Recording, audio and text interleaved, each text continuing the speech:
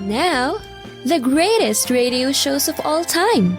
Suspense. The Shadow Node. Washington calling David Harding, counter-spy. Classic radio theater. The Great Gildersleeve. Fibber McGee and Molly. Dragnet. Gunsmoke. The Lone Ranger. Now, step back into a time machine with your host, Wyatt Cox. Good evening, friends of the Inner Sanctum.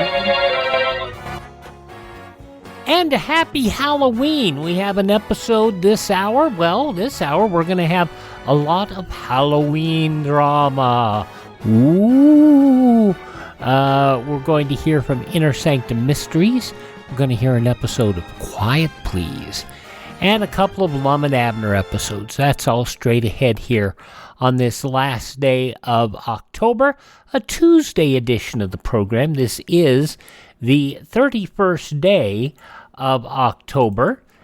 This is the 304th day of the year, and we have 61 days remaining until we get to 2024. Home means Nevada, home means the hills, home means the sage and the pines, out by the Truckee's silvery rills, out where the sun always shines.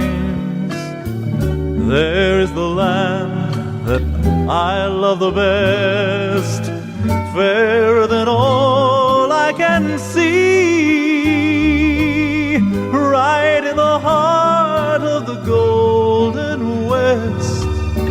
Home means Nevada to me. Yes, home means Nevada to me. Home means Nevada to me. Michael Early singing the state song of the Silver State of Nevada. Nevada admitted as the 36th state of the Union on this date in 1864. Arthur Conan Doyle published The Adventures of Sherlock Holmes on this date in 1892. The Musketeers of Pig Alley, directed by D.W. Griffin, debuted on this date in 1912 as the first gangster film. Of course, it was a silent movie. Magician Harry Houdini died on this date in 1926 of gangrene and peritonitis that developed after his appendix ruptured. It was on this date in 1938, the day after his War of the Worlds broadcasted panicked radio listeners, Orson Welles expressed deep regret, but also bewilderment that anyone had thought the show was real. To be honest, Welles didn't think it was an extraordinary script at all. They kind of thought, well, you know, it's another one of those. Let's see, it was on this date in 1938 as well. In an effort to try to restore investor confidence, the New York Stock Exchange unveiled a 15-point program aimed to upgrade protection for the investing public. After 14 years of work, drilling completed on Mount Rushmore in 1941. On that same date, American photographer Ansel Adams took a picture of a moonrise over the town of Hernandez, New Mexico, that would become one of the most famous images in the history of photography. In 1956, the UK and France began bombing Egypt to force the reopening of the Suez Canal. In the Soviet Union on this date in 1961, Joseph Stalin's body removed from Lenin's tomb. In 1963, Indiana State Fair Coliseum, now Pepsi Coliseum, explosion there killed 74 people during an ice skating show. The mammoth explosion injured 400. A faulty propane tank connection in a concession stand was blamed. Citing progress with the Paris peace talks on this date in 1968, President Johnson announced to the nation he had ordered a complete cessation of all air, national, and artillery bombardment of North Vietnam beginning November 1st. I have now ordered that all air, naval, and artillery bombardment of North Vietnam cease as of 8 a.m. Washington time, Friday morning. I have reached this decision on the basis of the developments in the Paris talks, and I have reached it in the belief that this action can lead to progress toward a peaceful settlement of the Vietnamese War. The Halloween peace gave Democrat candidate Vice President Hubert Humphrey's campaign a badly needed boost, but not enough to beat Republican challenger Richard Nixon. In 1984, Indian Prime Minister Indira Gandhi assassinated by Sikh security guards. I have heard directly from very high Indian official sources that Mrs. Gandhi has been shot 8 times in the abdomen, that she was shot by 3 security guards of her own. All 3 are reported to be Sikhs. I think it's a great tragedy, and it's just an example of the terrorism that is operating throughout the world. We had a good relationship. She was a hard worker for democracy and the head of the largest democratic state in the world. And I think that she was dedicated to the welfare of her people. Riots soon broke out in New Delhi. Nearly 2,000 innocent Sikhs were killed. In 1997, 19-year-old British au pair Louise Woodward, convicted by a Cambridge, Massachusetts jury of second-degree murder, the day before, sentenced to life in prison. Members of the jury, hearken to your verdict as recorded by the court on indictment number 97-433-001, Commonwealth v. Louise Woodward. Is the defendant guilty or not guilty? Guilty. Guilty of what? Guilty of murder in the second degree. Members of the jury, hearken to your verdict as recorded by the court. The jurors on their oath do say the defendant is guilty of second-degree murder. So say you, Madam Foreperson? Yes. So say you all, members of the jury? Yes. You may be seated.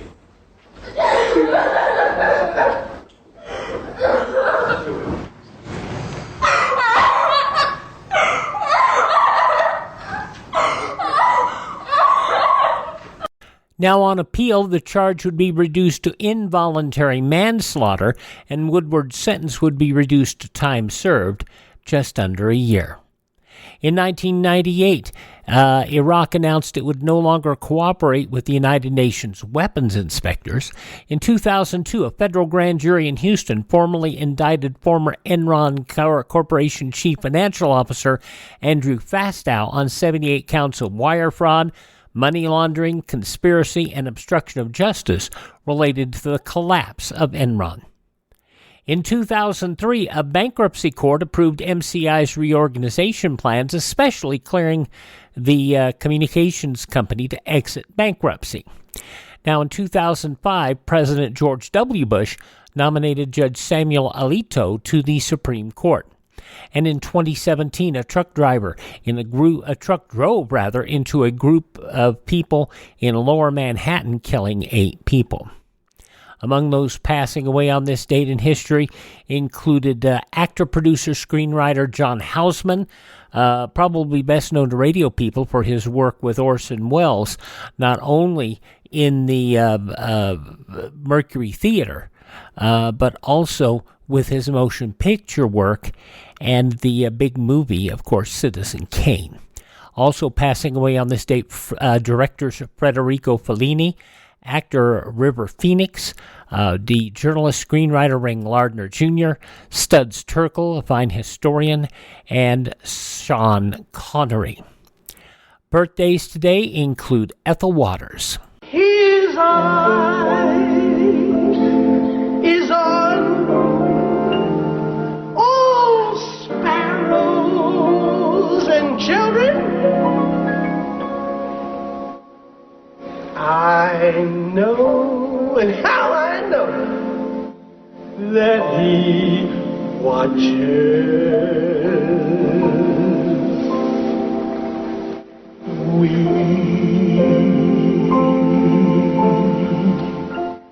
From a 1965 Billy Graham crusade, Ethel Waters, born on this date in history. What a wonderful voice. Also, poet John Keating, born on this date. Chinese leader Chiang Kai-shek of the nationalist Chinese Taiwan. Singer-actress Dale Evans, Happy Trails to You. Actress Barbara Bel Geddes, we remember her most from MASH. Astronaut Michael Collins. Actor Michael Landon. Also actor David Ogden Stiers of MASH fame. Football player Brian Piccolo, and comedian John Candy, all born on this date in history. Actress Lee Grant from Peyton Place is 97 today. Dan Rather is 92 today. Singer Tom Paxton is 86. Bill Murray's older brother, comedian actor Brian Doyle Murray, is 78. She was Dr. Marlena Evans on Days of Our Lives. Deidre Hall is 76. News anchor Jane Pauley is 73. Actor Rob Schneider is 60. Robert Matthew Van Winkle. You probably know him better as Vanilla Ice. He is 56 years old today. From Covert Affairs, Piper Perabo is 47. From the Harold and Kumar movies, Eddie K. Thomas is 43. Actress Vanessa Morano is 31. From The Walking Dead and CSI New York, Sidney Park is 26. And Will Smith's daughter, Willow Smith, is 23. Those some of the people who celebrate the last day of October as their birthday. And if this happens to be your birthday, happy birthday to you. Happy birthday to you. Happy birthday, happy birthday. Happy birthday to you. All right, coming up next, we'll go back 74 years to October 31st, 1949. Inner Sanctum Mysteries, A Corpse for Halloween. That's next on Classic Radio Theater with Wyatt Cox. Ladies and gentlemen, in the next 7 years of bigger and bigger enrollments, America's grade schools will need nearly 250,000 extra teachers, besides those to fill normal vacancies. This great need, plus the growing public interest in education and improvements in schools, make elementary school teaching a more rewarding career than ever, a career that high school and college students should certainly consider. Education holds America's future, perhaps your future. And a reminder, visit our webpage at classicradio.stream. Now, an episode of Inner Sanctum Mysteries and A Corpse for Halloween, starring Larry Haines, Barry Kroger, and Mercedes McCambridge, originally broadcast 74 years ago, October 31st, 1949.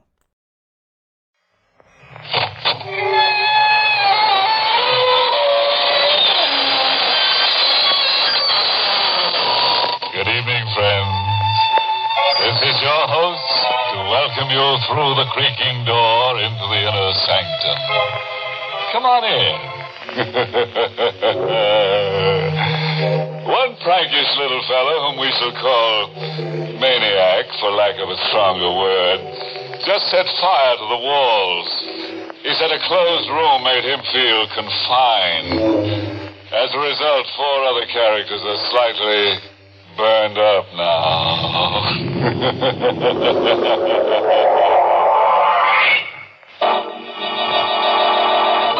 Tonight's Inner Sanctum Mystery, Corpse for Halloween, was written by John Robert and stars Larry Haines in the role of Jimmy with Barry Kroger as Cavanaugh.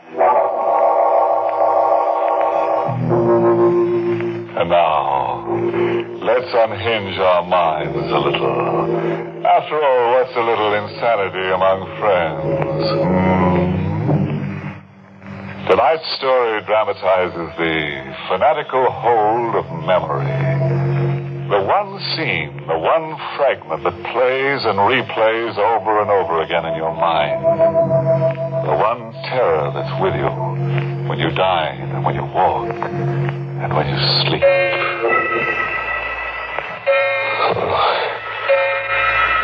Sleep. Who can sleep? in the 35-cent flop, but I'm in the Burma jungle.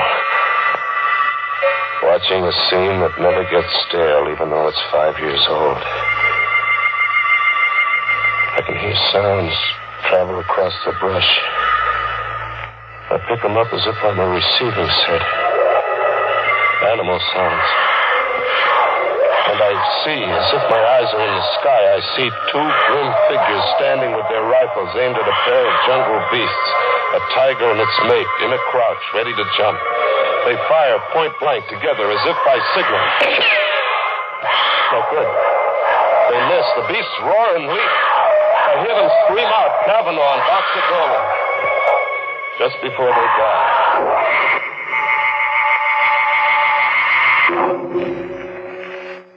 5 years. And you've been everywhere trying to forget. And you almost do forget.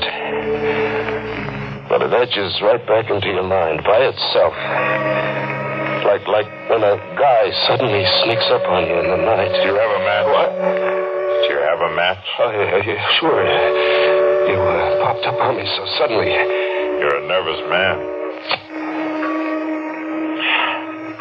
Thank you. I have a parcel with me. For you. For me? What are you kidding? No.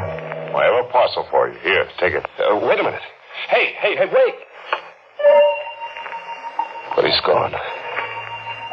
Just the way he came. As if he's a chip off my sanity. As if there'd been nobody. But there is a package left with me. The mind doesn't dream up a package. A cardboard box, heavy kind of. And tissue, lots of tissue around something that had the feel of a head. It is a head. The stuffed head of a jungle tiger. Its mouth fixed in the snarl that sends the blood hammering to my head. Doesn't make sense. No good figuring it out. Toss it into the river, box and all, and get away. Get among people. Yeah, Rocco's. Go to Rocco's. Get the jukebox going and slip into a fog. Coffee, Rocco. Jimmy, I got something for you. For me, Rocco? A package. The guy come in before and leaves a package for you. See? For Jimmy Fox. Your name on it. My name? My name's Jimmy Scott. You know that. Scott, yes, but the man says your name is also Jimmy Fox. He says he knows. He knows? I took the package outside into the night, into an alleyway. Another cardboard box, heavy. And tissue, lots of tissue around something that had the feel of a head. It was a head. But not a tiger's this time. It was a human skull. It shone with a hard white light where the moon touched it. And then it seemed to speak. You have a match? What? You're being an idiot. It isn't the skull talking to you, it's me. You? Where are you? I'm behind you. I don't see you. Because you're afraid to. See me now? Yeah. A black suit and a face grinning at me like a laughing mask.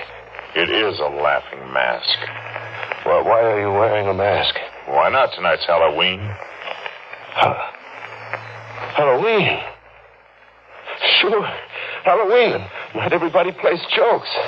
Oh, yeah, I should have remembered it was Halloween. Can you identify the skull? Identify? Look, what kind of a gag are you trying to... Suppose I give you an hour to identify the skull. It's 8 now. Until 9 o'clock then, Jim. Wait. Hey, wait. It was gone again. As if there'd been nobody. Just another big chip off my sanity. I really had to get away from myself now. I hit the back streets, and then somewhere a big neon sign across a tenement pulled me off the sidewalk. It read, the Tillery Street Boys Neighborhood Association. Halloween costume ball. Public invited. A girl in a booth masked like a witch, stopped me at the door. Mask, mister? Mask. Oh, sure. Give me one. Black, green, yellow, or purple? What's your favorite color? Yellow. Here you are. 50 cents. There you are. Oh, what? Just a description left with me. I'd almost forgotten. Are you Jimmy Fox? Suppose I was Jimmy Fox. What about it? This grocery bag was left here for you. A man told me to tell you. You forgot it somewhere. And he said that he'd meet you one place or another later. Here, take it. By the shape of it, I'd say you had a Halloween pumpkin inside. What if I told you there was a human skull inside that grocery bag?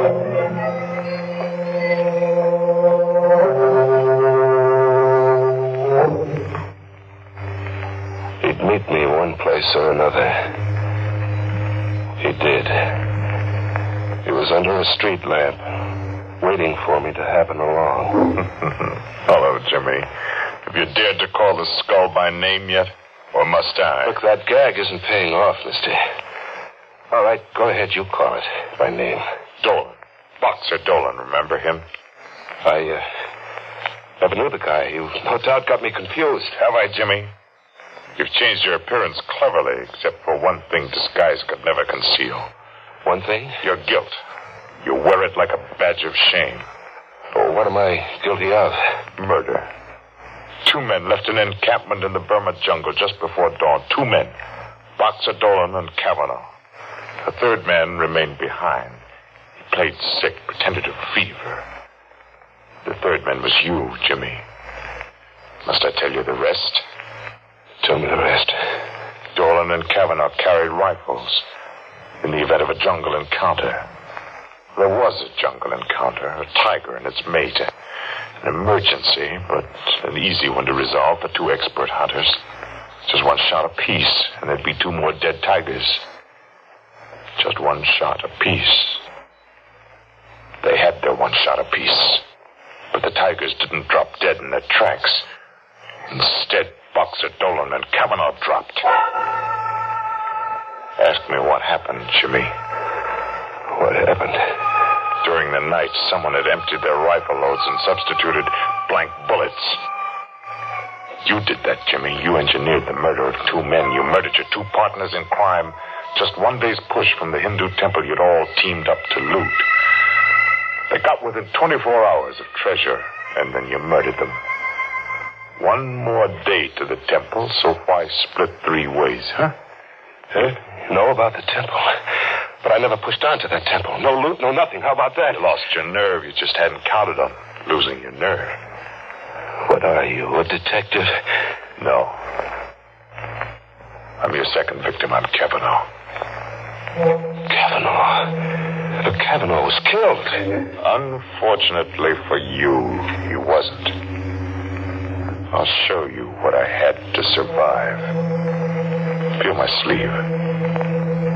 Feel it. It's empty. Torn out of the socket. And now the face behind this laughing gargoyle I wear. See the left profile. It isn't pretty, is it? The eye's gone, too. I spent 5 years finding you, Jimmy. I've waited a long time to let you see my face. You came after me to kill me? After you've had the same 24 hours you arranged that Dolan and I would have. What do you mean, the same 24 hours? Unarmed, in the jungle, and helpless. I'm gonna hunt you for 24 hours. In this jungle, the jungle of the city, with every beast of prey I can buy. I'm gonna hunt you, Jimmy. And in the end, when I've wrung every suffering from you, I'm going to kill you. What do you mean? Every beast of prey you can buy. The denizens of the city jungle, the riffraff, the murderers, the men and women who buy and sell murder. I can afford them, Jimmy. See this, Ruby? Is it real? And I have dozens, Jimmy, dozens. I didn't lose my nerve. It's 10 o'clock. You can go now. Go and see if you can escape me and my pack. You're going through with this? Get along, Jimmy. Hurry. The beasts will be coming at you from the sewers and the cellars, ambushing you from the shadows, into the dawn and through the day for 24 hours, until 10 tomorrow night. Or you win. You live. Hurry, Jimmy. See how painful death can be.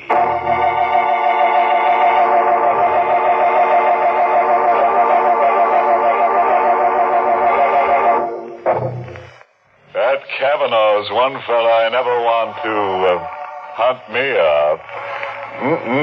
No, sir. That guy slays for creeps.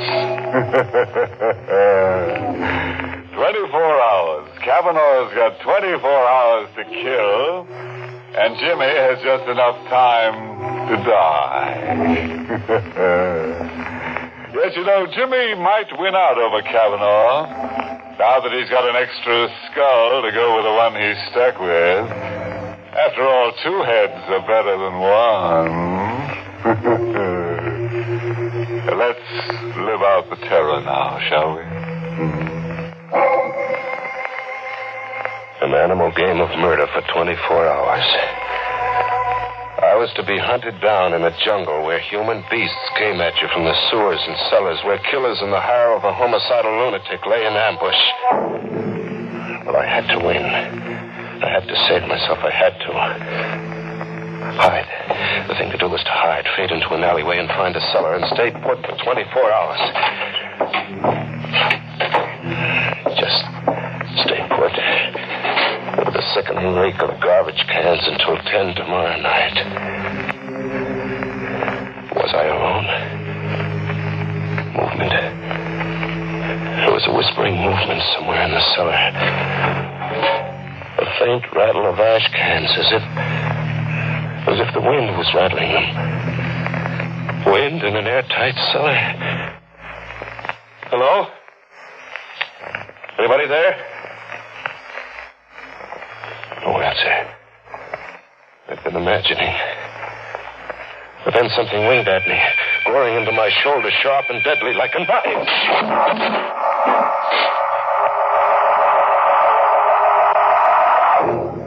I came to, bleeding from a shoulder gash. I got out of there and back into the streets, into a jungle of faces. It was Halloween night like I'd never seen it. Masks and costumes on kids of 6 and old crones of 60. A crazy jungle of witches and snarling sea captains and lunatics. They couldn't all be in the hire of Kavanaugh. And then, where a fence was plastered with circus posters of jungle animals, a zany-looking guy was shooting from the hip at the poster while making menacing faces like a bad man. I caught a whiff of powder in the night air. The shot had burned into the poster. I crept up behind him, faking a gun with my fist in my coat pocket. I rammed against his back.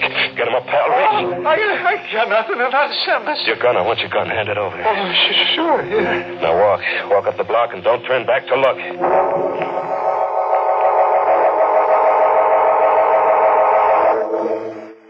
I had a gun now, and the tables were turned. I was the hunter now. I drifted to the docks and took up a position with my back to the river. Thinking of suicide, Jimmy? Not anymore, Kavanaugh. You sound as if your morale had suddenly improved. My morale's going great, Kavanaugh. Your animal hunt's about to boomerang, blow right up in your face like this. Who's hunting who, Kavanaugh? Who's hunting who? Kavanaugh kept standing up. 3 bullets, point blank, enough to blow his head off, but Kavanaugh kept standing up unharmed. How does it feel to hunt game with blank cartridges like Boxer Dolan and I did once? Blank cartridges? But that crazy-looking guy, I saw him burn a hole in the circus poster. Only 1 bullet. The first one was real. Simple. Yeah, simple. I get it. Dead-Eye Dick was another one of your beasts. Who's hunting who, Jimmy? Who's hunting who? Kavanaugh, wait. Kavanaugh, kill me. Get it over with and kill me now, will you? Kavanaugh, you gotta kill me! I had to get out of there. The subway. Yeah, the subway. Fade into the subway. Get on a train and ride to the end of the line. Ride out of the jungle. An empty station. No one in it. No someone. Two people. A dapper little guy buried behind a newspaper. And an old lady in ragged clothes carrying a pet half hidden under a coat. A pet that looked like a cat. She came up to me, close, like to ask me something. This side goes to Lefferts Avenue Station? Lefferts, I don't know. I'm a stranger here. Oh, hush, Genevieve. Oh, Genevieve is hungry. That's not a cat. No, son. A cub. A tiger cub. A tiger cub? Would you like to stroke Genevieve? No. Don't run away, son.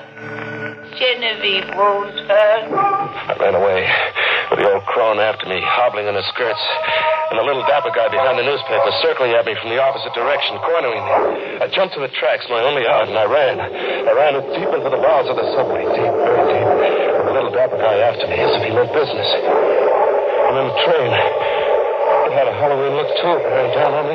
An iron face with banjo eyes. I ran against the wall and flattened out. The train flashed past, and the dapper little guy screamed.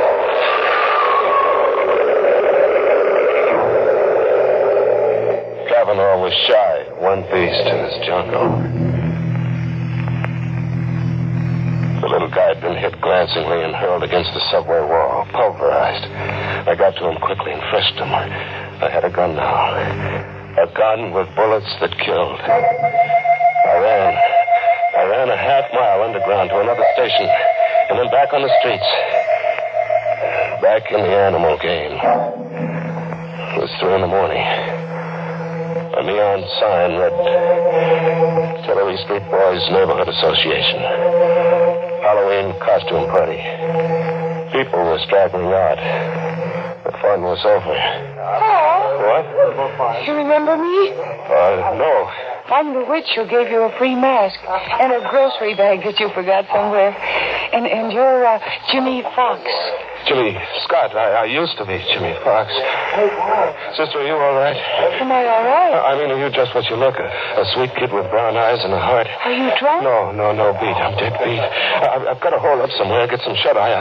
I've got to or I'll die. You're sick? Yeah, I'm sick. If I could just sleep around the clock until 10 tomorrow night. If an angel came along and said, come home with me, I'll put you up. Come home with me, Jimmy. I'll put you up.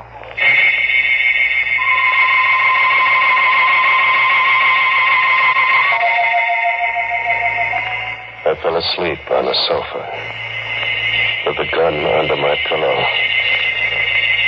and the girl on a chair watching me anxiously. I had a friend. I could drop off and live in dreamland until 10 that night. At 10, I could wake up and live. Coming awake, I heard the alarm we'd set go off. The alarm stopped. There was a sound. An animal sound. And then a claw scratching at me, tearing at my cheek. And I jumped up. The girl was gone. A guy was sitting watching me now. A skinny kid with a heavy shock of hair, not a day over 21. Well, that's a lousy way to have to wake up from a sleep, pal. Lousy way. There was an animal clawing at me. My cheek's bleeding. Genevieve, she isn't housebroken. Still a little wild. You should have seen her dash for the kitchen when you let out a scream just now. Genevieve. Who are you? You're Jimmy Fox, huh? Yeah. I got something for you. For me? Yeah, it was given to me to give to you. Here. A ruby. Hey, wait a minute, look. It's 10 o'clock. I set the alarm for 10 and it's 10. Well, it's only a quarter hour. That clock's always 15 minutes ahead. Now the game's over. It's 10 and you can't cheat. I've won, Kavanaugh. You can't go back on your promise, Kavanaugh. You can't. What are you trying to get over, pal? I don't understand. I've won. You can't cheat. I won't betray. A gun. Pal, you're crazy. Here, wait, look. Oh. Crazy. It's 10 and I won't betray, Kavanaugh. I've won.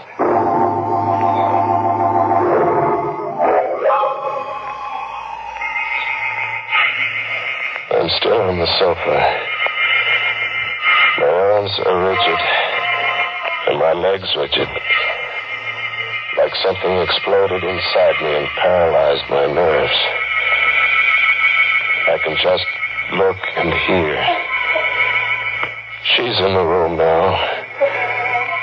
A girl with a sweet face and brown eyes.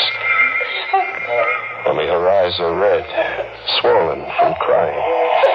I hear her talking to a cop. He's taking down what she said. He was a stray. He was like a sick dog in the street.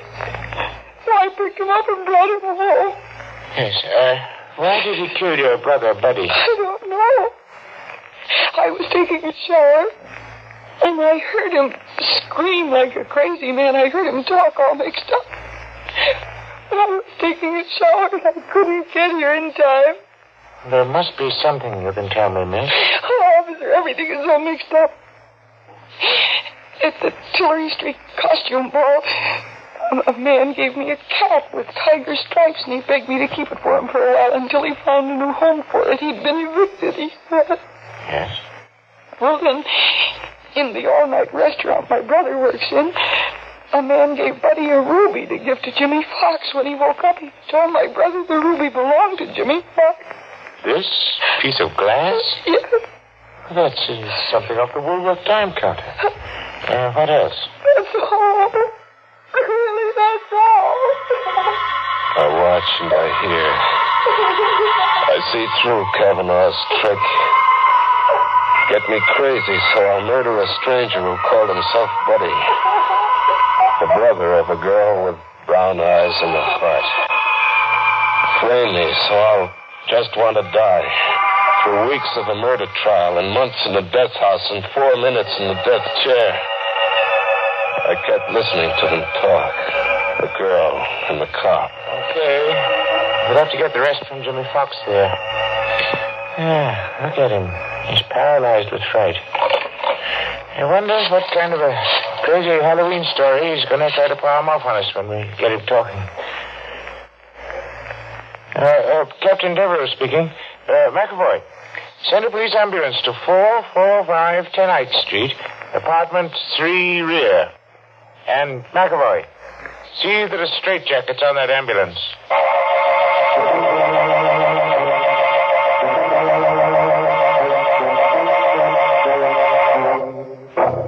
Well, quite a chase.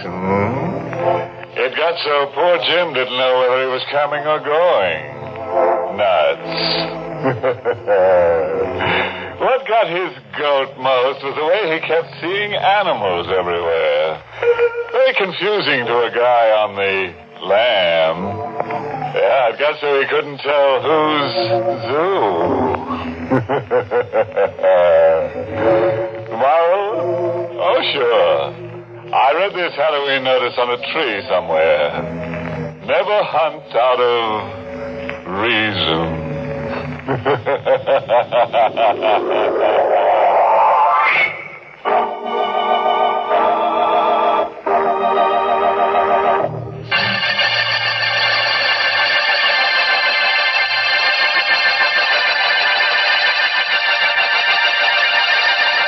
Good night. Pleasant dreams.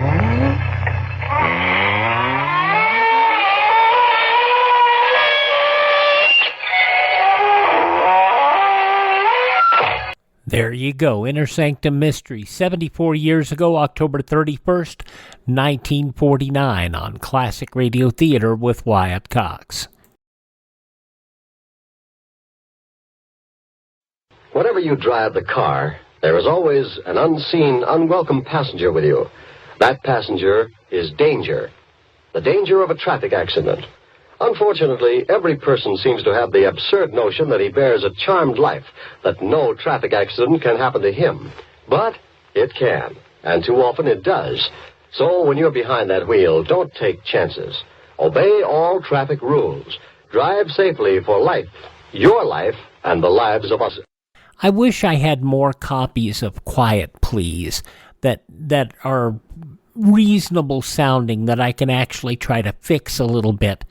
The sad part is so many of these Quiet Please episodes sound more like they're just static and pops and clicks rather than people talking.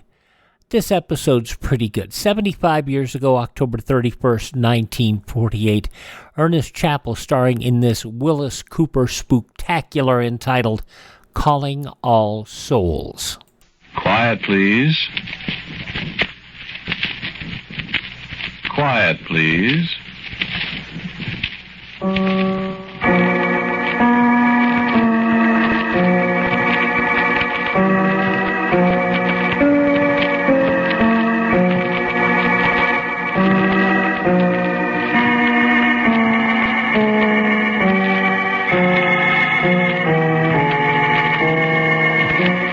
The American Broadcasting Company presents Quiet, Please, which is written and directed by Wyllis Cooper, and which features Ernest Chappell.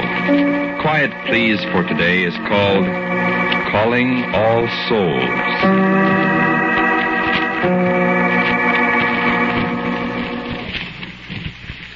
I tell you what happened last Halloween, or All Souls, or All Hallows, or whatever you call it in your part of the country.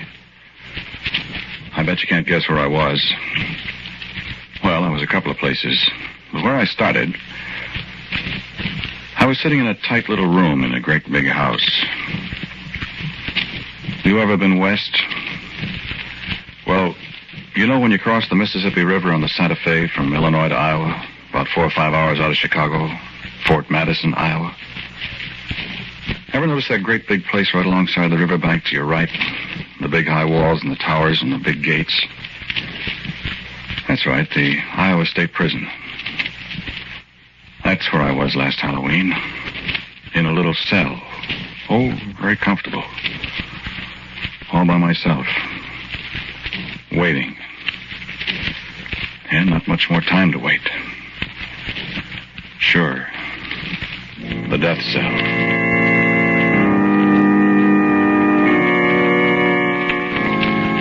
I was just sitting there playing solitaire on the edge of my bed, trying not to think of what was coming up and thinking of nothing else but that. I was pretending I'd paid the house $52 for the deck, and the house would pay off $5 for every card I got in the top row. I was $32 to the good this particular hand. I didn't hear anybody come up. I didn't hear anybody except the guard walking around, till this voice spoke to me. Red 9 on the 10 of clubs, Louis. Oh. Hello, Delbert. Yeah, that's right. Coming in? Yeah.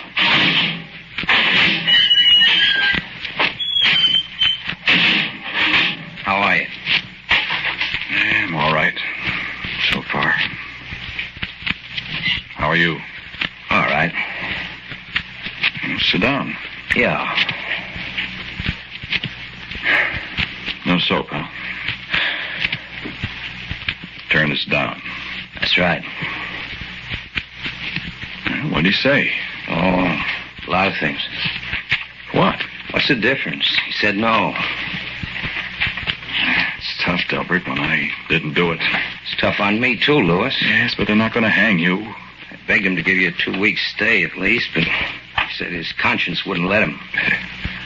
Conscience, huh? He said if he felt I could turn up anything at all in 2 weeks, he'd be tempted to give you the benefit of the doubt. You've had 3 stays now. Could you turn up anything? Louis. Yeah, I know. I've done everything I could. I know. But I didn't do it, Delbert. I know you didn't. But proving it. You want to play cards?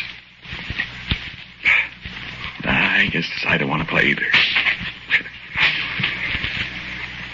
Well, I've done my very best, Louis. My very level best. I know. It's pretty tough on me, though. Ain't it? Certainly is. No hope at all? No hope at all. No witnesses, plenty of motive, your fingerprints all over everything? I remember. Only I didn't do it. Who did you? Got any idea, Louis? No idea at all. I thought maybe. I just opened the door after I'd knocked a dozen times. I just opened the door, and they were on the floor, I told you. I know. And I was so shocked. You know, I couldn't help it. I tried to... That's how I got the fingerprints all over. You told me. I admit I didn't like Harris. I didn't go for Etta very much either. But I didn't kill him, Delbert. You told me. I just went out there to ask him to let me have however much he could of that $2,000 he owed me for the pigs. You should have made all those statements about how you were going to get the money or else. I know it. He shouldn't have gone through his desk looking for the money either. I don't know why the dickens you did that. Well, I don't know either, but I said I was shocked. I just thought this was a good way to get the money if I could find it. Nobody would know, I figured. I knew if I didn't get it then, I'd never get it. They were lying there on the floor. Lewis, listen, it was pretty hard to convince a jury you didn't do it with them lying on the floor and you going through the desk and blood spots on your suit and everything. I know it, Delbert. I was crazy to do it. But I didn't murder him. I know that, I told you. Delbert, are they sure enough going to hang me?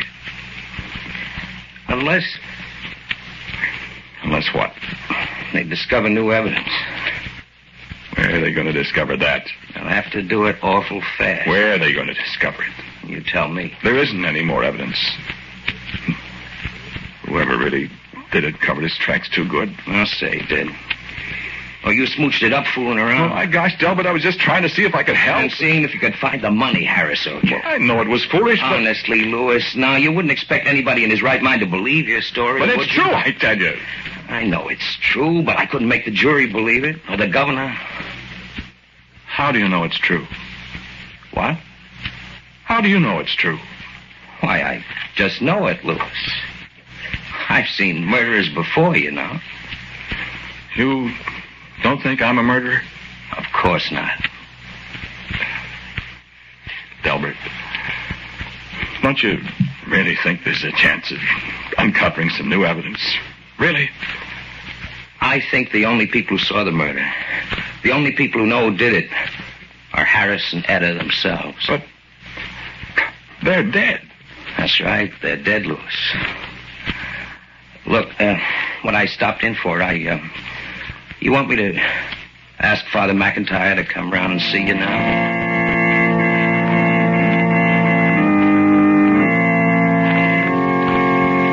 13 steps up with your hands fastened behind you. 13 steps. Stop and turn around. The man says, stand here. Look down the 13 steps at the reporters, the doctor with a stethoscope hanging around his neck. Feel a man tying your feet together. Feel the floor give a little underfoot. See how the man stays away from the little trapdoor, reaching out to make the rope tight around your ankles. Listen. Father McIntyre's voice in your ear.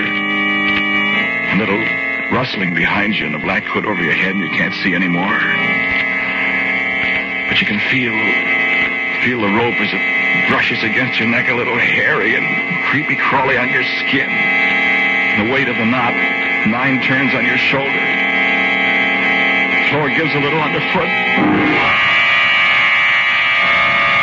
No, I can't. I can't. I thought I didn't do it. I tell you, I didn't do it. All I could think of was what my lawyer said, what Delbert said before he got up and opened the door and went away. The only people who saw the murder, the only people who know who did it, are Harris and Etta themselves. And Harris and Etta knew I didn't do it. Maybe they didn't know who it was that did it, but they did know that I didn't do it. Maybe they didn't. And maybe they did. Maybe they did know. Maybe they could tell me. Maybe they could discover some new evidence, the way Delbert put it. Maybe they could tell me where to go, who to look for, what I'd find. I could tell it all to Delbert. He could go tell the governor, I'd get a stay. Maybe the evidence would be good enough so they'd let me go. Maybe they wouldn't hang. But Harris is dead. And Etta's dead. I saw them dead on the floor of their house when I went. And they accused me of murdering them. They found me guilty. I'm in the death cell, waiting. Harris, Hedda, don't let me die. Don't let them. Hedda, Harris, have mercy on my soul.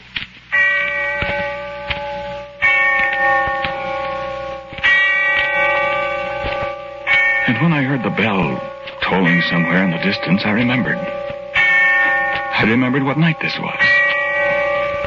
This was All Souls' Night. This was the night when the souls of the weary dead walked the earth again. I remembered when graveyards yawn and tombs give up their dead. And the sound of the bell tolling away in the darkness of early evening. Calling all souls. Calling all souls.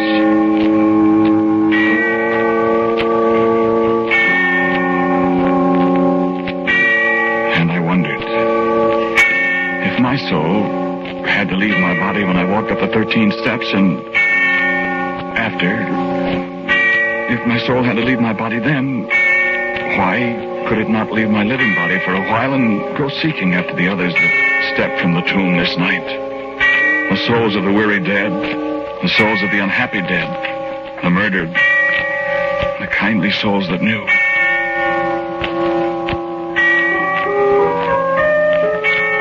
Then I sat down again quietly. The fit of deadly terror was gone for a moment. I was exhausted and weak. I closed my eyes and the sound of the distant bell faded out as I thought. Why can't it be possible, I thought. All these things are not mere superstition. There's some foundation in every belief, I thought. I can't die. I'm innocent, I thought. And only those two know the truth. Calling all souls, I repeated again to myself. Calling all souls. And I stood up.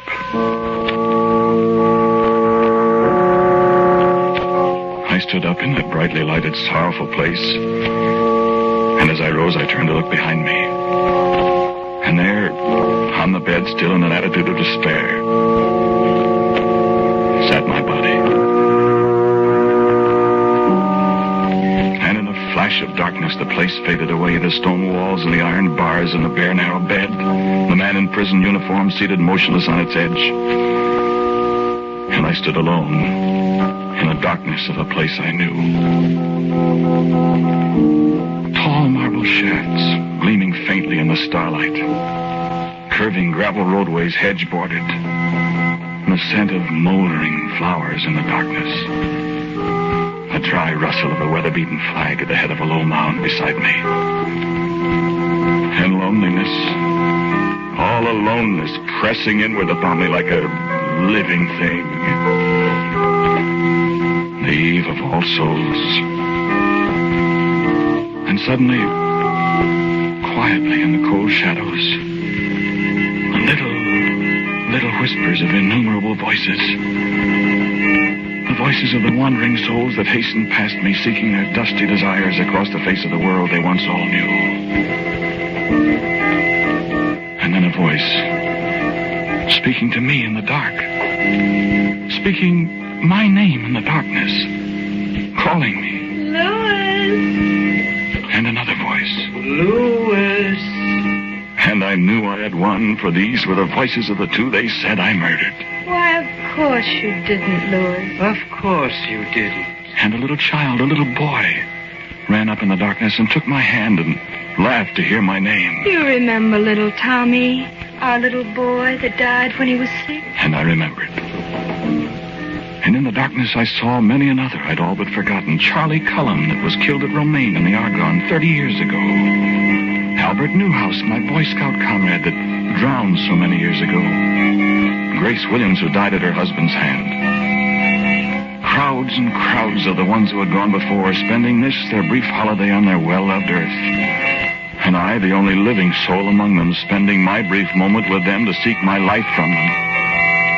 On All Souls' Eve a year ago. said, help me. And Etta answered me. What is there we can do now, Louis? You know I didn't kill you, Etta. Of course. Of course. They're going to hang me for it. You didn't do it. But how can I prove it? Delbert said if we could find new evidence... There's plenty of evidence, Louis, to be found. Where? How? Why, let me see. He found the money. That's why you couldn't find it, Louis. But if he found the money, it must be gone by now. No, he has some of it left. But what good does that do? Why, there's a list of the numbers of the bills somewhere. They looked for it. They couldn't find it. Have them look in the bedroom, Louis, behind the third drawer in my chest of drawers. I know where it is. It fell down there. Oh, that's wonderful. But what good will it do now?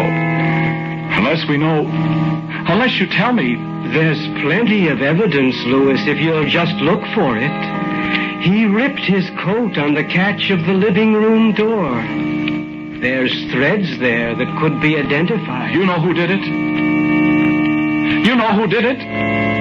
Yes, we know. Yes, we know. Then tell me. Tell me, and I'll see. Delbert will see that he confesses. Look, I tell you, they're going to hang me for it. Do you hear? Tell me. Oh. And you still hate me. And you haven't learned mercy since you... You're going to let me die because you hated me while you were alive. Louis. You're going to carry it beyond the grave. You're going to keep it to yourself and let me hang. You hated us, Louis. Yes, I hated you and I hate you now. Ghost or no ghost, soul or no soul, No, Harris, have pity on me. It's all over now. There's no use hating me. Don't you hate the man that killed you? Don't you? No, Louis, no. We don't hate him. But you hate me. You're going to let me die. You know I'm innocent. You're going to let me die just because we didn't like each other on Earth. Louis, listen to us. There's no such thing as hate anymore with us. Then why don't you give me a chance to live? Go back, Louis. Go back to your body. Go back. Go back. To die. Dying isn't so bad, Louis. You don't see any unhappiness among all these souls, do you? I don't want to die. You'd rather save your life for a while at the expense of somebody else's life? But I'm not guilty. And he is.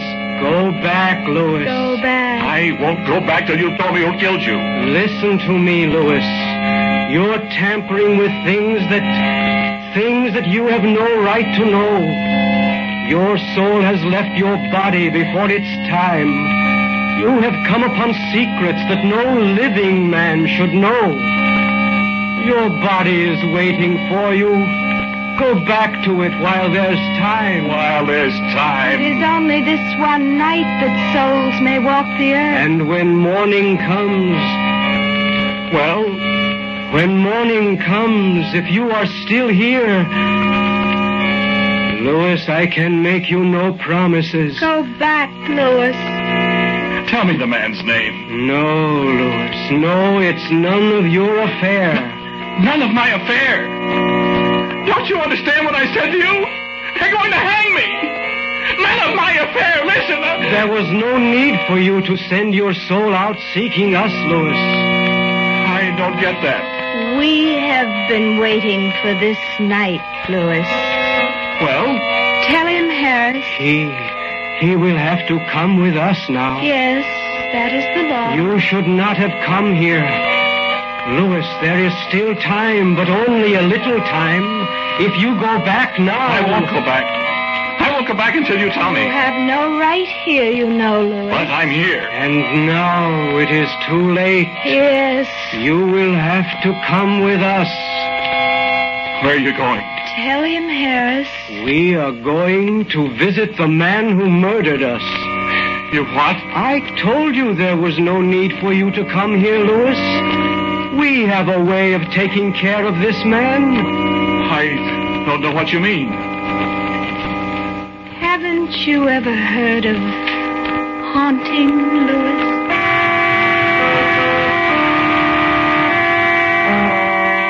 Come with us now, Louis. No. You must come.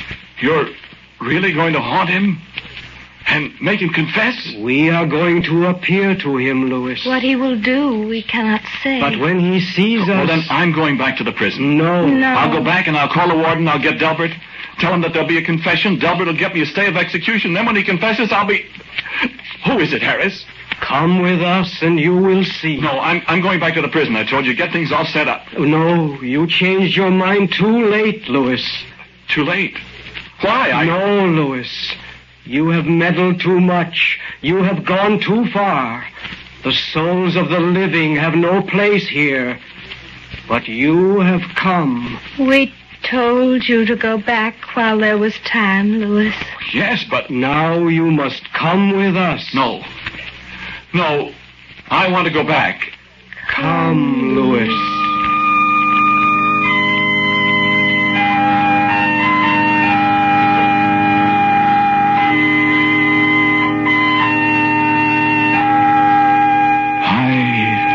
High up over the face of the sleeping, starlit world with the tiny lights of the living far below us. The broad, peaceful farmlands, the sleeping cities, the broad breast of the great river far below us. The universe throbbing with strange, compelling song. And above us, around us, the sense of a million souls. A million, a myriad, a countless multitude, returning joyously to their single night upon the earth they loved. And I looked up in the clearness of the haunted night, and above me, the endless pathway of the Milky Way glowed with a strange splendor. And Etta plucked my sleeve. The pathway of the souls, Louis. The way we all return. And I saw the features of the ones I had loved. Of strangers. Of men and women and little children. Of boys in ragged uniforms. Of bearded ancients and smiling babes in their mother's arms. And on their faces in the sparkling night an expression of awful eagerness. Of long-awaited realization that this night they would once again rest upon the mortal earth. And even I, the only living soul amongst all the multitude of the dead, even I felt an overpowering desire to set my feet again this moment upon the reality of earth. And I closed my eyes for a moment. And when I opened them, we three were in a room. And on a bed there was a sleeping man.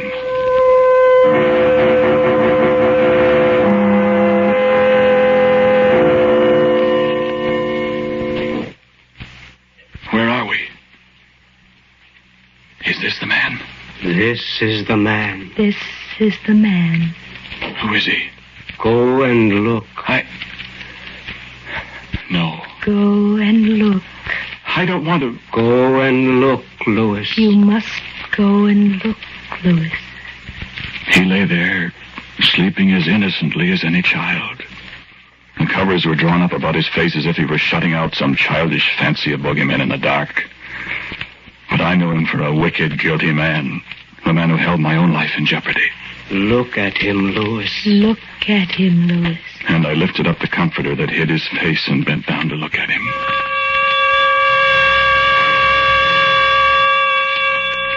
Delbert. Delbert. My friend. The man who had defended me in the courtroom and lost. The man who had gone to the governor. Or had he gone to plead for my life? Delbert. The man who told me, of course I know you didn't do it. Of course he knew.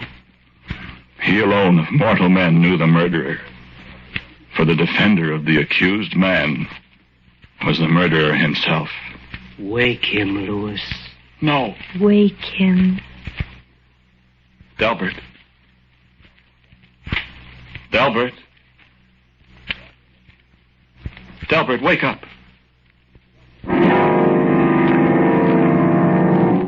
Louis! Louis, what are you doing here? He came with us, Delbert. Harris! Harris and Etta, Delbert. No! Now go away! You're a ghost! We are human souls, Delbert, come to hear your testimony. No! No, I won't tell you anything. You murdered them, didn't you, Delbert? No! You murdered us, Delbert. No, Confess, Delbert. I didn't do it. You did do it. You, Louis. You can't be here. Confess. Well, Confess. Louis must hear you, Delbert. Louis, I did do it. I killed them, Louis. I murdered them. I knew I could throw the blame on you. I knew I could get you convicted and I could save myself. I hated them too, Louis. Oh, Louis. Louis, forgive me. Louis, forgive me. Me forgive you, Delbert? Ask Harris and Etta to forgive you. Harris. Etta. We have already forgiven you, Delbert, but you have done a great wrong to Louis. You will be punished, Delbert. I'll confess. I'll fall to prison. I'm going back to my body now in the prison. Louis. Thank you. Forgive me. Thank you, Harris. Etta. Louis. I'm going back. Oh, Harris, you... Wait, Louis. What? Louis. Be quiet, murderer. What, Harris? You can't go back, Louis. I can't go back. Why, what have I... What? You must stay, Louis. Stay? Stay? Why must I stay? My body's back there in the prison waiting for me. I've got to go back and live. No, Louis. Why? Tell me why. Everything's all... What's the matter? You tell him, Delbert. Louis. Well? Louis. They hanged you half an hour ago.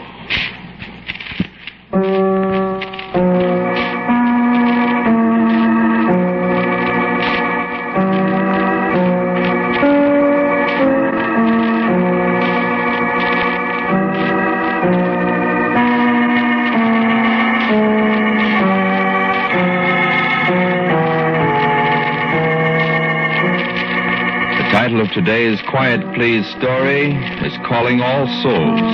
It was written and directed by Wyllis Cooper, and the man who spoke to you was Ernest Chappell. And Kermit Murdoch played Delbert. Harris and Etta were respectively Ralph Schoolman and Mary Patton. Mr. Cooper and I are very grateful for the superb efforts of Albert Berman, who was always responsible for our Quiet Please music. Now, for a word about next week, here is our writer-director, Wyllis Cooper. Thank you for listening to Quiet Please again. Next week I have a story for you called Adam and the Darkest Day.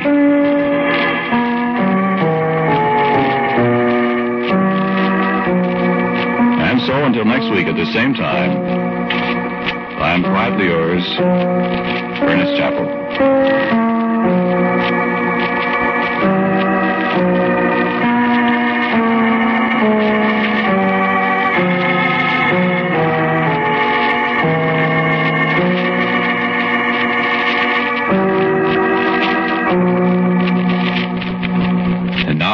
A listening reminder. David Harding Counter Spy is a name that means action, excitement, drama each time his efficient law enforcement organization exposes another racket. Hear Counter Spy this afternoon over these ABC stations. This is ABC, the American Broadcasting Company. A lot of ABC shows and mutual shows didn't get preserved very well, and this is one of them, A Quiet Please, from 75 years ago, October 31st, 1948. We'll hear the first of two episodes of Lum and Abner coming up in just a moment. We'll settle with Lum's broke leg that now really is broke in just a moment. Everyone who works for a living knows that illness or injury may keep them from earning a living. Today, more than 9 out of 10 American workers are covered by Social Security, and each one should know that if he becomes severely disabled, he and his family may be eligible for monthly Social Security disability payments. More than 1 million people are now receiving benefits each month under this program. For more information about Social Security disability benefits, write to Social Security, Department 15, Hollywood 28, California. and ask for a free copy of Booklet 29 called If You Become Disabled. I mentioned we were going to hear 2 episodes of Lum and Abner this time around on this Tuesday edition of the program. One, a non-Halloween program. This episode continues talking about Lum's broken leg, and this goes back to October 31st, 1941. The makers of Alka-Seltzer bring you Lum and Abner.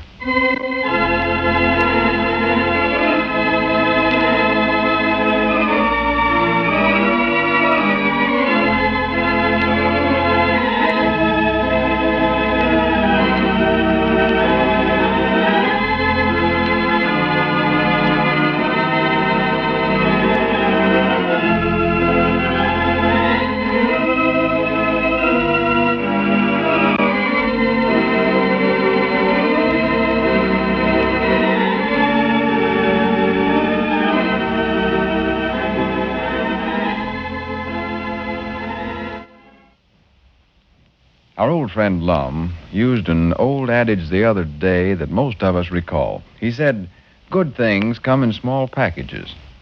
Well, you know, there's a lot of truth to that old saying.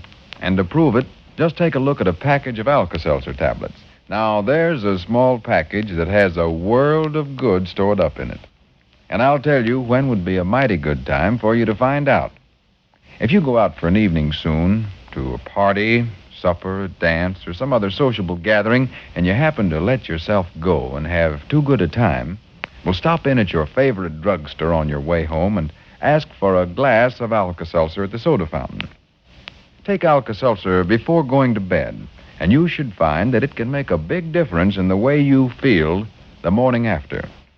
Then, if you're like most folks, you'll be so pleased with the relief that Alka-Seltzer offers for headaches, for an upset, jittery stomach, and morning after misery, that you'll get a whole package of Alka-Seltzer tablets from your druggist and keep them handy in your home always. Try it, won't you? When you forget your better judgment by eating or drinking to excess, be sure to remember Alka-Seltzer. Get it at any drugstore. And now, let's see what's going on down in Pine Ridge. When Lum fell off the platform after the prince's phony healing ceremony last night, he thought he had really broken his leg this time. Fortunately, however, it was only a slight ankle sprain, and Lum was able to throw aside the bandages, the splints, and the crutches. As we look in on the little community today, we find Lum and Abner in their Jot-'em-Down store, and from their conversation, it is apparent that the squire and the prince are losing no time in promoting their healing racket. Listen. $300. I don't think Grandma Masters has got that much money. Well, she's bound and determined she's going to raise it, Lum. Fact is, she's willing to do anything to get that broke hip of hers healed up. Yeah, I don't blame her for that, but that seems awful high. Especially with the little amount of work the prince has to do.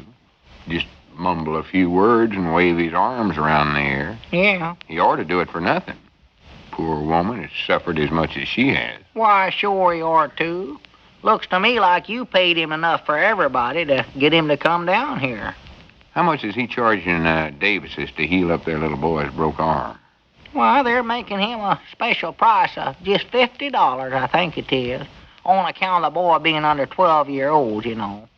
Well, I don't know. I'd like to see all these folks healed up all right, but it does seem like them prices is awful expensive. Yeah, special when the prince don't guarantee to cure 'em and makes 'em pay in advance. Yeah, don't seem just right. You know what seems sort of funny to me, Lum, is that the prince wouldn't do nothing about your leg when you fell off the platform last night. Long as you paid him that much money, it does look like he'd at least do something about a sprained ankle. Well, the way Squire explained that, see, the prince was too exhausted after he healed me the first time. Takes him quite a while to get his magic powers rounded up again. Well, I don't see why. He never had to do no actual healing on you. That's right, ain't it? I hadn't thought about that. Why, sure. Doggies, I believe the prince is going to do a land office business around here, though, Lum. Yeah, I don't know how many folks has called me up today wanting to know if he actually cured me. I know it. They've been asking me that, too. I don't know what to do. I don't know whether to recommend the prince or not. Squire says he can cure him, but I ain't got no actual proof of it. Curing that leg of mine wasn't nothing. Wasn't even broke to start with. No, but you can't tell them that he never cured it, or they'll catch on that your leg weren't broke. Yeah, I know. Maybe this prince idea wasn't such a good idea after all. Well, he at least fixed things to where you don't have to wear them bandages no more, Lum, and you got to throw them crutches away. Seems like I just have to keep right on telling stories, though. Just get myself in deeper all the time. I get embarrassed every time anybody asks me about him curing me. Have to stand up and look my friends right in the eye and tell them a story. Yeah, well, there just ain't no other way out of it. Wait a minute, there's Cedric coming up there in front. Oh, yeah. Look at him. Come in, Cedric. Howdy, Cedric. Come on back. Howdy. How's your broke leg feel today, Mr. Lum? It ain't broke no more. I mean the one you broke falling off the platform last night. Oh, it wasn't my leg. It just sprained my ankle, sort of. Boy, that prince can sure heal 'em, can't he? Well, he at least fixed it to where Lum could throw away his crutches. I'll say that for him. Boy, I never did figure out how he done that, neither. Sitting right up there in front, too. I believe there's a trick to it. What do you mean, trick to it? Well, all he done was just say some of them Hindu words and wave some magics over you, and you got up and walked off. Oh, yeah. Could you feel the bones growing back together, Mr. Lum? Oh, no, I don't believe I did, Cedric. Well, can the prince fix broke watches, too? Watches? Yes, Mom. I've got one that won't run. I just wondered if he couldn't wave some magic over it for me. Oh, no, of course not. Well, he can fix a broke table, can't he? Cedric, he don't fix nothing except something like my broke leg last night. Well, that's what's wrong with our table. It's got a broke leg. He just cures broke bones, Cedric, on humings. Oh, wish I had a broke something, boy. I sure would get him to fix it. Squire Skimp coming up out there, Lum. Huh? Squire Skimp. Oh, holler at him. I want to talk to him. Yeah, well, he's coming in. Well, anyway. good. He's got to come down on them healing prices for the prince. Why, sure you are, too. Granny, you'll have this town broke. Look out, look out. Come in, Squire. Howdy, Squire. Good afternoon, gentlemen. Good afternoon. Lum, I guess it feels pretty good to be walking on two legs again, doesn't it? Yeah, sure does, Squire. Well, it certainly worked, I'll say that. The whole town is talking about nothing else but your miraculous cure. Oh, my, yeah. That phone's been ringing all day, folks call me.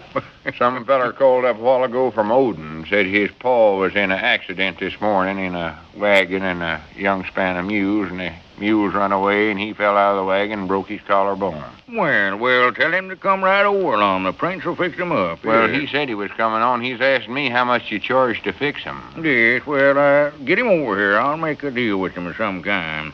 Lum, what I want to talk to you about, now that the prince has done so much for you, I'm sure that you'll be more than glad to reciprocate. Oh, yeah, I'll be glad to do what, Squire? To do something for the prince in return. Oh, yeah, I reckon so. What was it?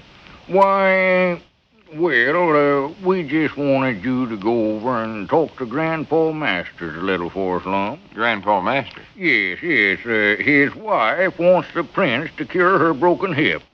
But Grandpa seems to feel a little reluctant to pay the fee. And I know because he has such a great deal of respect for you that you can talk him into it. Well, don't you think $300 is a little high to ask them old folks to pay, Squire? High? Lum, after the way that poor old lady has suffered with that hip, I don't think any amount of money that you could name is too high. Well, another thing, that paying for an advance that way. What if the prince don't heal her? You just let the prince worry about that, Lum. He's never failed yet. He ain't, huh? Oh, no. Well, if he's so sure he can do it, what's wrong with waiting till after he's done it to get his pay? I know good and well that if the prince succeeds in healing Grandma's hip, why, Grandpa'll be able to dig up the money summers and be glad to do it, too. Fact is, if he can't, I'd be willing to chip in myself. Yes, sir, so would I. Well, now, there's no need of doing that. Grandpa Masters has the money. Don't worry about that a minute. In fact, he's already told me that he has. Now, all I'm asking you to do, Lum, is just go over there and convince him to turn the money over to us in advance. That's the only way the prince will work. Squire, I ain't gonna do it. What? What's that, Lum? You heard what I said. I ain't gonna do it. Why, Lum Edwards, you should be ashamed of yourself. After all that the prince has done for you. Well, when you come right down to it, Squire, the prince ain't never actually done nothing for me, except what I paid him for. How do I know he can sure enough heal anybody? Now, listen to me, Lum. No use talking, Squire. I ain't gonna do it. Oh, Abner, I wish that you and Cedric would step out of the store for a few minutes, if you don't mind. I have something I'd like to say to Lum in private. Well, we won't listen, Squire. Go ahead, Abner. You and Cedric going outside. Well, all right. Come on, Cedric. Yes, Mom. You see the prince, ask him about that table leg, Mr. Lum. Yeah, all right, Cedric. Now, Lum, up until now, I've been very patient with you. But your attitude forces me to reveal something to you which may be a little shocking. What do you mean by that? Prince Ally Kush can no more mend a broken bone than I can fly. You mean that the prince is a fake? Yes, Lum, that's exactly right. And now, if you don't want the good people of this town to know that you played an underhanded trick on them, I would suggest that you run over and have a little chat with Grandpa Masters. All right, Squire. Grannies, I'll go over there. But I ain't going to tell him what you think I am. What's that? I'll tell him what a ornery, low-down snake in the weeds you are. I'll tell him the whole truth. I'll tell him about the whole thing. Hold on now, Lum. Hold no, on. No, sir, I mean it. I ain't going to stand by and see you and the prince swindle a poor old woman.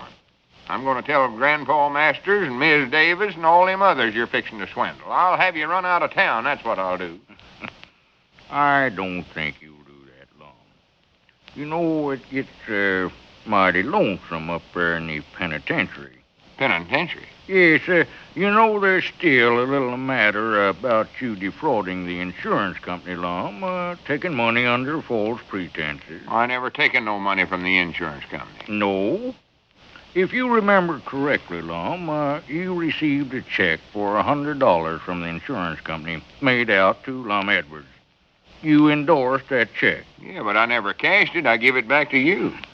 I cashed it, Lum. You cashed it? Yes, I cashed it. You told me you was going to send it back to them. Well, I didn't, Lum, and the check is going in with your endorsement on the back of it. So now the company has all the proof it needs that you accepted the money. All I have to do to send you to the penitentiary is to inform them of your phony broken leg. Well, So it's entirely up to you, Lum. You can either convince Grandpa Masters to pay us the $300, or you can be a noble fellow and tell your friends the truth and spend a few years in the penitentiary. Think it over, Lum. I'll be in my office, and when you make up your mind, why, let me know. Good day. Well, I'll be dead blamed. You know, folks, they say that we Americans are the best-fed people on earth. And I suppose we are. But you know, we should always keep this in mind. It isn't how much we eat, but what we eat that counts. We must always be careful to get all the essential vitamins we need. And here's an easy, convenient way to be sure that you get enough vitamins A and D each day.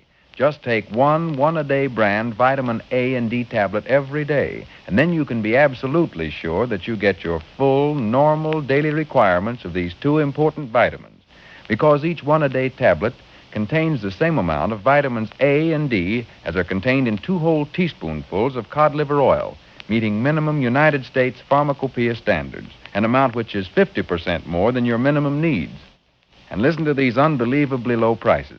30 tablets, 35 cents, 90 tablets, 85 cents, and 180 tablets, only $1.50. Yes, one-a-day brand vitamin A and D tablets are exceptionally low in price. For remember, 1 tablet a day is all you take, and 1 penny a day is all it costs. Get a package of one-a-day vitamin A and D tablets from your druggist today. And say, while you're in his store, you better get a package of Alka-Seltzer tablets, too.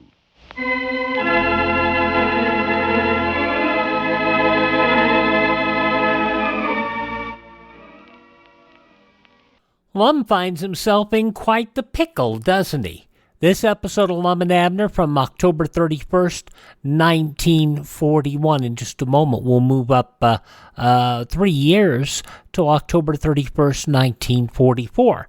As Classic Radio Theater with Wyatt Cox continues.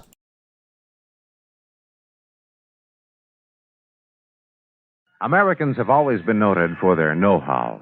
And you young men in search of a career, you can put this practical talent to excellent use in one of our nation's many engineering schools. At the present time, we need engineers. We need them to maintain our scientific and engineering superiority. So look to your future, to America's future. Plan now to become an engineer. And now we return to Halloween, October 31st, 1944. Lum and Abner on Halloween.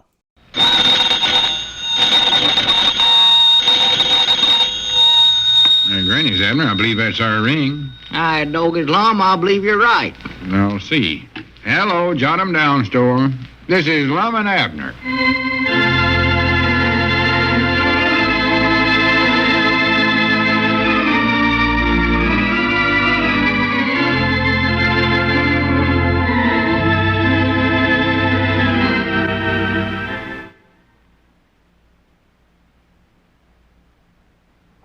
And now, let's see what's going on down in Pine Ridge.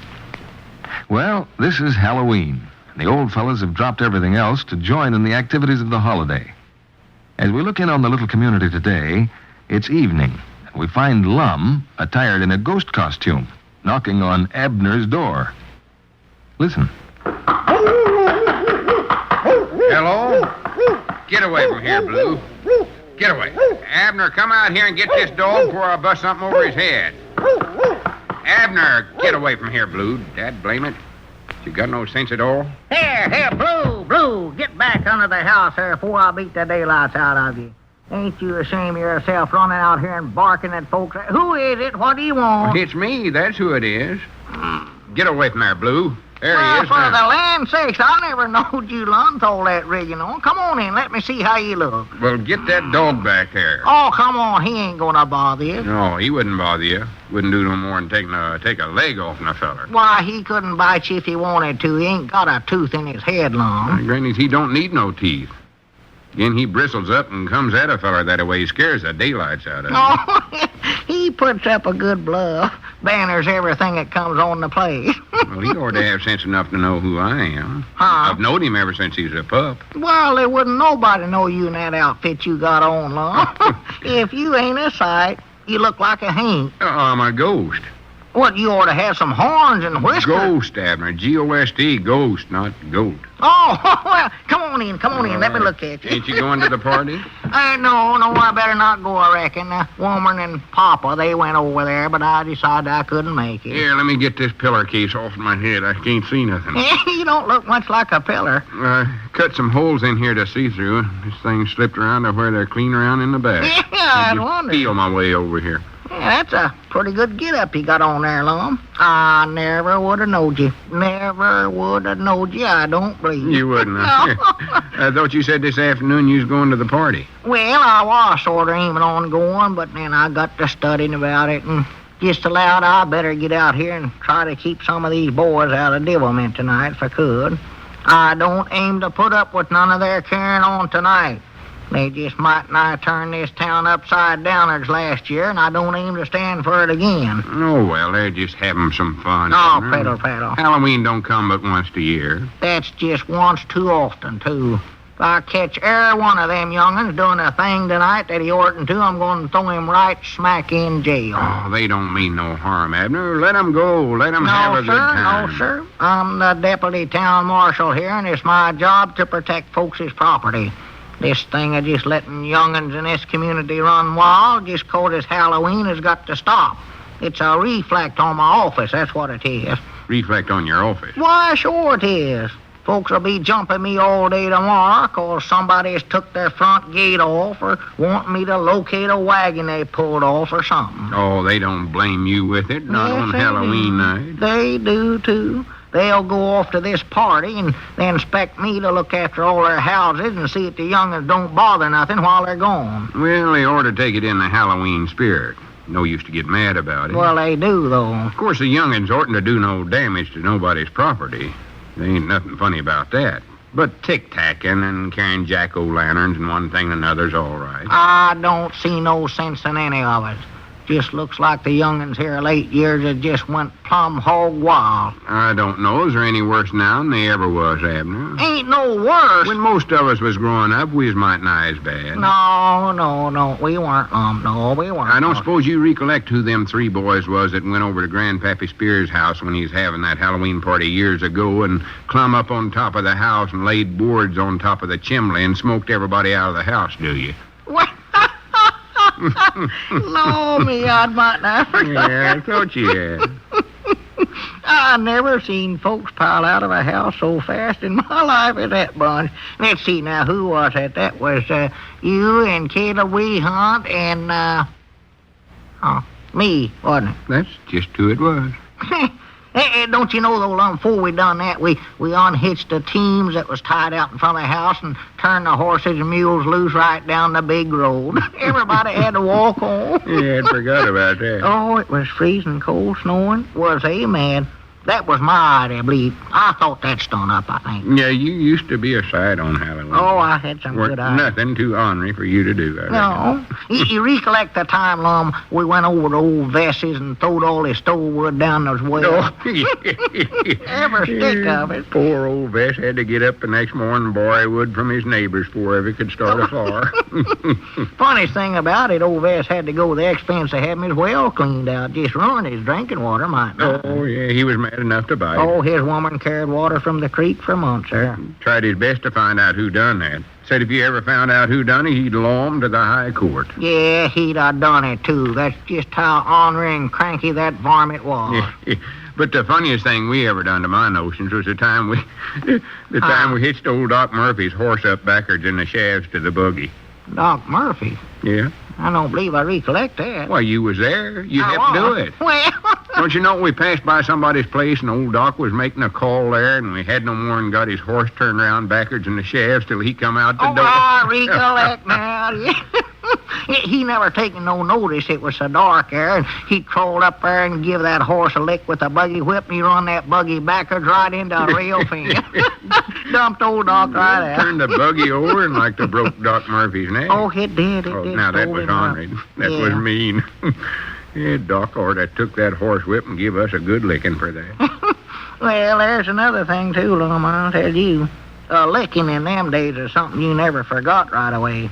When they give you a whipping, you stayed whipped for some time, I'll say that. I just called to mind, Abner. Do you recollect the time when me and you slept over to Dad Foss's place? Oh, Dad Foss's place, yeah. They was all sat there at the table eating supper, and we taken a big handful of shell corn and throwed up again the dining room window like to scare them to death. Yeah, that's what I was thinking about. I never will forget it. Never will forget it. You know, little Zuler was just fixing to take a drink of milk, and it scared her so bad she throwed that glass right in her grandpa's face. Well, you know, Dad Foss had a big mouthful of grub at the time and scared him so bad he liked to choke to death. Oh, he did. Last time I seen him, they was in there beating him on the back, had him laying down on the kitchen floor. Oh, yeah, just a tromping. And, Lord, me. Doggies, talking over old times this way just might not makes me want to get out and do something tonight. Oh, go around pushing over little houses and stuff like that. Halloween, I did love it. I'm just a good mind to hunt me up a bunch of boys and join up with them tonight, Lum. Now, wouldn't you look good out playing Halloween pranks at your age? What? Nobody wouldn't know who it was. What do you say, Lum? Let me get a sheet and dress up like a ghost and we'll both go. No, sir. Not me. I tried that a few years back. You did, huh? Yeah, I was coming back home from a Halloween party one night and met a big bunch of boys pulling somebody's wagon down the road. Said they's going to put it up on top of the schoolhouse, so I told them I'd just go along and help them. Why, sure. Sort of brung back old times to me, sort of. Oh, yes, I ain't tried that in ages. So we taken the wagon all apart and got up on top of the schoolhouse and pulled it up with a rope, piece at a time, set it back up together up there on top. I helped do that once. That is a job. Oh, it taken us might nigh till daylight the next morning. Why, sure. And the funny part of the whole thing, I got up the next morning to hitch up my team, and my wagon was gone. I started looking for it, and blamed if I hadn't worked all night helping put my own wagon up on top of the schoolhouse. Well, I do know. That was a good one on you. No, you take it all the way around, Abner. I don't believe the young'uns this day and time are any worse than they was when we was kids growing up. Well, no, maybe not. Maybe not. Mighty easy to forget when you start getting older. You forget some of the stunts you pulled yourself. Fact is, I don't believe they're as bad nowadays. I don't either. They might not be. They wouldn't do some of the ornery things we done. I don't believe it, no. They're getting more civilized, I reckon. Oh, yeah. They don't tear up property like they used to, I'll admit that. They've learned, I reckon, that they can have just as much fun, maybe more, just playing pranks that don't hurt nobody. Yeah, that's what I say. Yeah. And here you was a while ago, had your mind all made up to go out and arrest them and throw them the last one of them in jail. Oh, doggy. Well, I'm proud we got to talking it over. I'm just mighty nigh ashamed of myself. I believe I will dress up and go over to the party with you, Lum. Just let the young'uns have all the fun they want to tonight. Let them go, I don't care. Let them tear it out. Ain't gonna hurt nothing. Why, Let of 'em course go. not. It'd be a downright shame to bother them on Halloween night when they're just playing little old pranks that don't hurt nothing. Why, sure, I ought to be ashamed of myself for even thinking about it. Yeah, I'll go along with you, Lum, if you don't mind. Of course not. Come ahead. Be glad to have you. Yeah, well, just make yourself at home, then. I'll go back here and see if I can find a bed sheet to dress myself up in. No, but I better look around and find a pillar case that's already got some holes in it, though. Elizabeth about give me a good whooping. She catches me cutting holes in one of her good pillar slips. I'll find some back here somewhere. Well, you better wait and put it on after you get out of the yard. That dog of yours will about take in after both of us. Oh, no, he knows me, Lum. He ain't going... Uh-oh. Doggy, there goes my ring. And that's more than likely some smart aleck making a complaint already about these Halloween young'uns. Well, just tell them that you ain't gonna bother the young'uns. I'll tell them. Hello? Yeah, this is him, but I... Who? Oh, yeah, he's sitting right here. Just a minute. Here, Lum, somebody wants you. Wants me? That's what they said. Yeah. Hello? Yeah, this is Lum. Oh, hello, Charlie. Happy Halloween. That Lum poked me out of doing that. There. Lum's a good sport. Well, dad blame their ornery hide. Charlie, run over there and see if you can find out who any of them is. I'll have Abner come over there and throw the whole bunch of them in jail. What's that, Lum? Abner, get your coat and hat on. There's a bunch of them ornery boys over there at my place taking my front gate down and hanging it up in a tree.